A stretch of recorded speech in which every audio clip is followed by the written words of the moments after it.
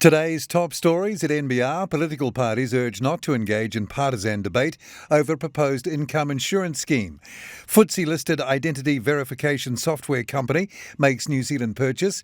The unemployment rate is out, and there's more coming right up.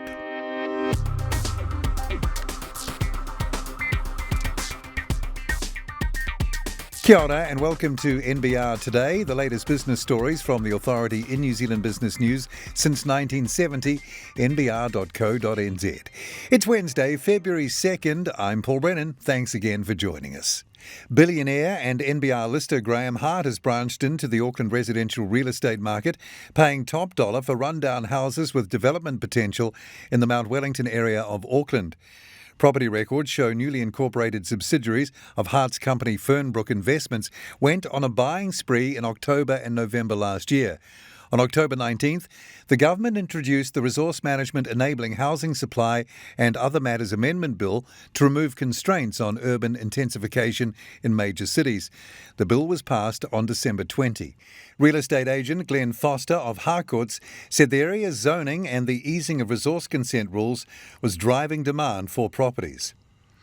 BusinessNZ Chief Executive Kirk Hope has urged political parties not to engage in a partisan debate over the proposed income insurance scheme, even as National Party leader Christopher Luxon says he would scrap it. Both the National and ACT parties have criticised the proposal, saying businesses and households would be hit with another tax at a time they could least afford it. Under the proposal, businesses and workers would be levied about 1.39% to pay for the scheme, which would pay 80% of a person's wage or salary when they lost their job. Joining NBR's political editor, Brent Edwards, was BusinessNZ Chief Executive Kirk Hope. Well, I think we have to get over that, to be perfectly honest. I mean, the economic costs of, as I said, people being out of work are substantial, some $15 billion a year. Now, that's money that businesses aren't getting because people aren't buying their goods or services. Now, this income support scheme can help maintain the economy in a time of transition, and it can help individuals in their time of transition. BusinessNZ Chief Executive Kirk Hope with Brent Edwards there. An appeal against a disciplinary decision relating to two chartered accountants charged with negligence and breaching ethics codes in relation to the audits of two NZX-listed companies raises important questions about professional judgment, it's claimed. But the two accountants have questioned the merits of the appeal, labelling it misconceived, unjustified, oppressive and remarkable. The charges related to the audits of two NZX-listed companies completed by the two members at the same accounting firm. They were all denied but arose following a complaint to NZICA by the Financial Markets Authority. Lawyer for the Professional Conducts Committee, Richard Moon, told the hearing today, Wednesday, that the PCC had not taken its appeal lightly and that in his 7 years involved with disciplinary proceedings, he had only ever dealt with one other appeal. A FTSE-listed identity verification software company has purchased New Zealand Verify identity services known as CloudCheck in a multi-million-dollar deal.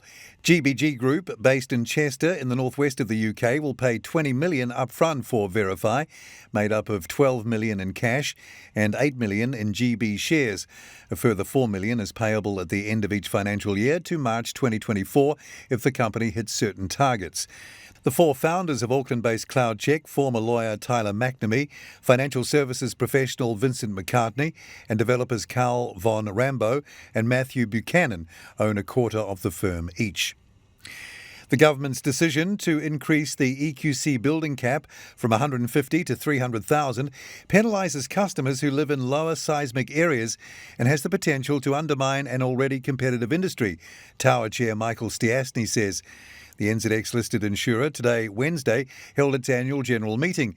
In published AGM speech notes, Stiassny said the volcanic disaster in Tonga had unfortunately highlighted insurance was not a level playing field in the Pacific, and the proportion of people who had insurance there was low, with Tower working to try and improve insurance rates there.